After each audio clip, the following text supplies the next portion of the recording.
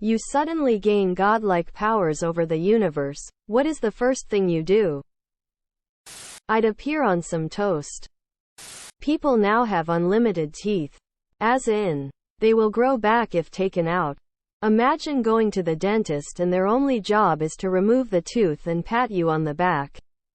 Edit. I've gotten the sense that people don't like dentists. Or they really like them.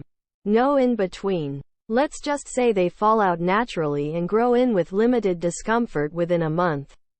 Still have to brush though.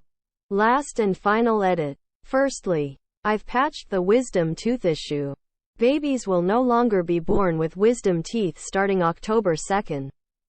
Second point. Why wouldn't you just make the teeth indestructible and they never have to fall out? Because that's boring. While I am at it, why don't I solve all of your problems so that there's no more illnesses and redundant features to the human form? I may be a god, but I have other things going on. Seriously, think about it. You guys would get used to the perfect teeth thing pretty quick and then you'd find something else to complain about. In a world where your teeth do have flaws, you would be grateful to get a new tooth. Might even make your day. I guess I'm just trying to say, perfection is boring and the charm of it would wear off. Be sure to brush and floss regularly. Tooth God out. Stop time. Chill for 1,000 years. I would explore. Generate a new seed. Realize that I now have the power to accidentally delete existence and then immediately and accidentally do so as my brain considers how I'd do it. Women of Reddit, what is something you wish other women would stop doing? Sleeping with Nick Cannon. Trying to get me to join their MLM. Peeing on public toilet seats. Put some TP on the seat if you're that worried about germs. Photoshopping their photos to the oblivion, thus reinforcing the unrealistic beauty standards. You know skin texture exists. Why do you pretend it doesn't? Edit. Typo. Photospopping lol. Removed. Writing love letters to convicted murderers. That shit makes me cringe from secondary shame. I am embarrassed to be a woman whenever I read an article about some killer who got lots of press. BC his crime was unusually awful. Who then gets tons of fan mail from strange women to his prison cell. How do you accept being ugly? My grandma used to say, everybody looks good in blue. If you don't look good in blue, then I guess you're just ugly. So I guess buy a jean jacket and go from there. Plenty of ugly people out there. Man, I've known plenty of them to be happy. Plenty of friends, happily married, and otherwise successful. Plenty of people out there who don't just hate people because of their face. I'm ugly and I'm proud. I'm ugly and I'm proud. I'm fine dying alone, so I stop thinking about it. With a simple technique called denial, you too can become as handsome as me.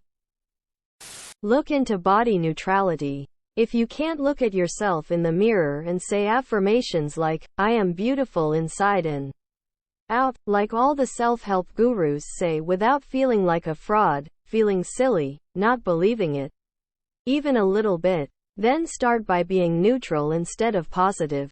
Instead of, I love how my legs look, tell yourself, I love that my legs can carry and support me everywhere I go.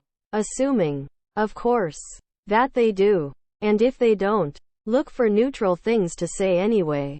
When you find yourself thinking, I hate my nose, or whatever, replace the thought with, my nose helps me smell and experience the world. Body neutrality can eventually grow into self-acceptance and self-love over a long period. But even just neutrality is better than self-hatred or maladaptive inner talk. Men of Reddit, what is something you wish other men would stop doing? Insulting their friends to look cool in front of a girl. Stop hitting on other dudes' girlfriend. Some guys take it as a challenge and it's pretty fucked up. Not washing hands after using public bathrooms. Being overly horny and hitting on women non-stop who clearly are uncomfortable. It's hard to watch. That thing where a girl turns you down so you suddenly call her an ugly bitch. It's really not hard to not be a rude piece of shit. And it makes you sound pathetic. Have some respect and imagine your grandmother could hear you. Stop approaching women in grocery store parking lots. At night, my girlfriend mentions that guys, often way older guys, will try to talk to her and ask her out while she's carrying groceries. She's had to stop wearing headphones because guys will follow her trying to get her attention. The worst was a guy who knocked on her window when she was sitting in her car. Nobody taught me. A normal dude. How not to be creepy. Where the hell did you guys learn to do this? What's one interesting fact about you? I wrote a fan letter to Stephen King in '82. I was a kid and a horror fanatic. He wrote me back and thoughtfully answering all of my dumb questions. I'm an American and I'm only 41, but my mom was a WW2 refugee and as a result I had dual citizenship with Estonia until I was 16. I've been on The Price is Right twice, and won big both times. At the risk of doxing myself, my great-grandfather invented the garbage bag. He did it at the behest of a local hospital. They needed help getting rid of waste in a safe way while trying to control polio outbreaks. Then he sold it to GLAAD. Non-doxing answer. I'm a certified small animal massage therapist. Certified to work on canines and felines. It's so fucking nothing that it's humiliating that it's a highlight of my life, but I had an interaction with my favorite bandleader. Nokia Theater in DFW. Modest Mouse was playing. Isaac Brock is the lead singer, songwriter. He was trying to play Night on the Sun, but fucked up the beginning a few times. Likely due to alcohol. This was an encore performance, so you know. Towards the end of the evening and he'd been drinking the whole show. He started. Fucked it up. Restarted. Fucked up. Then I yelled, "You got this." And he looked in my general area of the crowd and said, "Thanks. Just give me a minute," then played it right. As he was strumming the guitar solo part of the beginning he looked back in the general area I was sitting in and went, "Woo." Which I like to think was towards me. It's small and stupid but it made my whole year. NGL less than 3. Removed. What is the most controversial food opinion you have? Just because you like hot food doesn't mean you have to use the absolute hottest sauce you have. I can handle hot, but prefer medium, where I can enjoy the heat but still actually taste my food's flavor. Sticking to the traditional authentic versions of foods is not necessarily better. It's okay to be creative in cooking and mix things from different cuisines. Only vaguely a food opinion. But there's no such thing as a special occasion food. Like, cakes are often associated with parties. But I'm a grown man and if I want cake because it's Wednesday I'm gonna go get myself a Wednesday cake. Tall burgers that you can't even take a bite out of suck and shouldn't exist. I love beets because they taste like how dirt smells. Healthy food can be absolutely delicious. Probably not a controversial opinion for many. But I'll never understand the health nuts who eat nothing but unseasoned chicken and steamed broccoli. Is the goal to make food as boring as possible so you're not tempted to overeat? What personality trait isn't harmful or toxic but is still annoying? People who keep talking over you when you're talking.